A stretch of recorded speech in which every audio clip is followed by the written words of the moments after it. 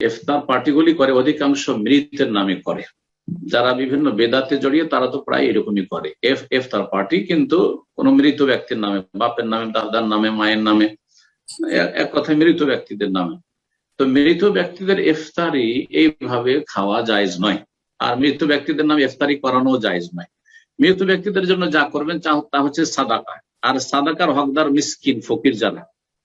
তো গ্রামবাসী অথবা শহরবাসী যারা সচ্ছল ব্যক্তি তারা কি করে খাবে? তাদের জন্য জায়েজ নয় যে এই খাবার খাবে। সুতরাং আপনি একজন সচ্ছল ব্যক্তি, আপনার জন্য সাদকা খাওয়া জায়েজ নয়, জিজ্ঞাসা করে নেবেন।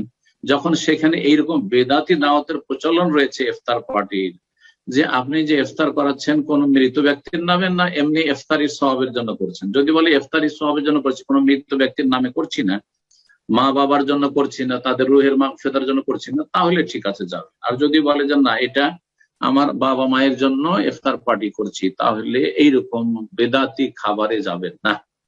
মৃতের নামে ভোজ ভাজ করা, সেটা ইফতার পার্টির নামে হোক অথবা অন্য কোনো নামে হোক, সেটা জায়েজ নয়। বেদাতি খাবারের অনুষ্ঠানে যাবেন না। এবং যারা করছেন তাদেরকে বলবো, সতর্ক করবো যে এই বেদাতি খাবারের ব্যবস্থা করবেন না। তাতে মৃত ব্যক্তিও সওয়াব পাবেন না কারণ বেদাতি কাজ করলেন না, আর আপনিও সওয়াব পাবেন না কারণ আপনিও বেদাতি কাজ করলেন। মানে আমেলা আমার লাইসা আলাইহি আমরুনা ফাহুয়া রাদ্দ, যে ব্যক্তি এমন কোন আমল করবে, ইফতার পার্টি করলো মৃতের নামে বক্সাইবার জন্য, লাইসা আলাইহি আমরুনা, এটা রাসূলুল্লাহ আদর্শ নয়। রাসূলুল্লাহ সাল্লাল্লাহু আলাইহি ওয়াসাল্লামের 4 মেয়ের 3 মেয়ে মারা গেছে, স্ত্রী মারা গেছেন, আরো আপনজনরা মারা গেছেন, কার জন্য তিনি ইফতার পার্টি করেছেন? হ্যাঁ, তার সাহাবায়ে কেরাম কেউ করেছেন? একজন কোন সাহাবী আমার অমুক মারা গেছে সুতরাং তার জন্য আমি ইফতার পার্টি করেছেন? সেটা বেদাতি কাজ। এসব বেদাতি ইফতারি তো যাবেন না এবং বেদাতি ইফতার পার্টি করবেন না।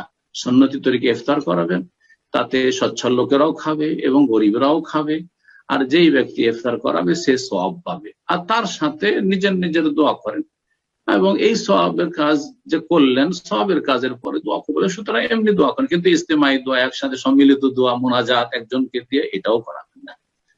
আল্লাহ যেন এই সমস্ত বিদআত থেকে বেঁচে থাকার তৌফিক দান করেন এবং বেদাতি অনুষ্ঠান থেকে আমাদের বেঁচে থাকার তৌফিক দান করেন। জাযাকুমুল্লাহ।